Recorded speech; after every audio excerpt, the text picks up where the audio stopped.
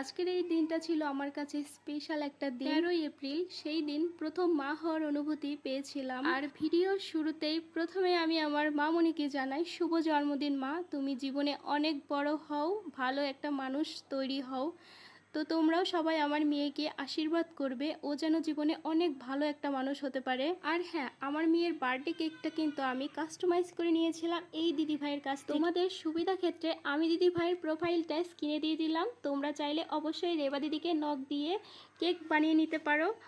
দিদিভাই নতুন হিসাবে অনেক সুন্দর কেক বানায়, তোমরা চাইলে ট্রাই করতে পারো। আর এদিকে কেক কাটার পর্ব শেষ, এরপর মেয়েকে একটু কেক খাইয়ে দিলাম, তারপরে আমরা দুজনে একটু খুনসুটি করছিলাম। আর আজকের দিনটা যেন আমার মেয়ের কাছে স্পেশাল একটা দিন হয়ে থাকে। আর আমার মেয়ের কাছে ওর আবদারের জন্য একমাত্র আমি ছাড়া ওর আবদার মেটানোর কেউ নেই। আর আমি চেষ্টা করি আমার মেয়ের ছোট ছোট ইচ্ছাগুলো পূরণ করার।